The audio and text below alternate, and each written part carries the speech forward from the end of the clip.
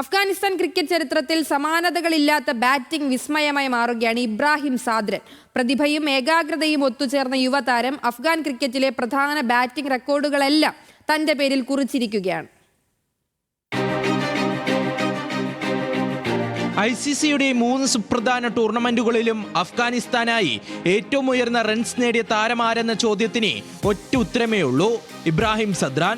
ഏകദിന ലോകകപ്പിനും ചാമ്പ്യൻസ് ട്രോഫിക്കും പിന്നാലെ 2020 ലോകകപ്പിലും വെടിക്കെട്ടാണ് താരം പുറത്തെടുത്തത്. ഏകദിന ലോകകപ്പിന്റെ ചരിത്രത്തിൽ അഫ്ഗാനിസ്ഥാന്റെ ഖന്നി സെഞ്ചുറി, അതും ഓസ്ട്രേലിയക്കെതിരെ.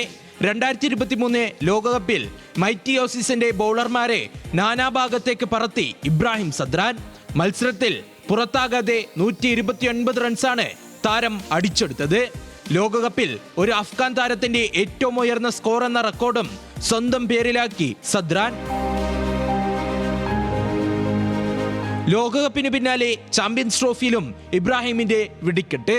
ഇംഗ്ലണ്ടിനെതിരെ 106 പന്തിൽ 100-ലെത്തിയ താരം പുറത്താകാതെ 177 റൺസാണ് നേടിയത്.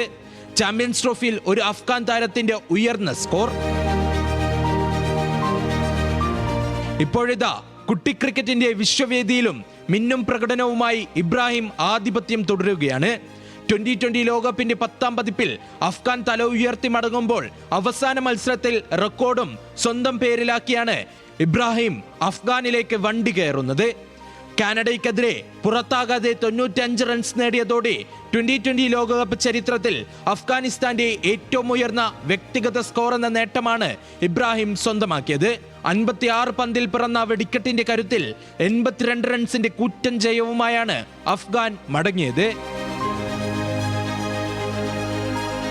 റാഷിദ് ഖാനും മുഹമ്മദ് നബിയും ലോകത്തിന് പരിചയപ്പെടുത്തിയ അഫ്ഗാൻ ക്രിക്കറ്റിനെ തന്റെ ബാറ്റിംഗ് കരുത്തിൽ പുതിയ ഉയരങ്ങളിലേക്ക് എത്തിക്കുകയാണ് ഇബ്രാഹിം സദ്രാൻ.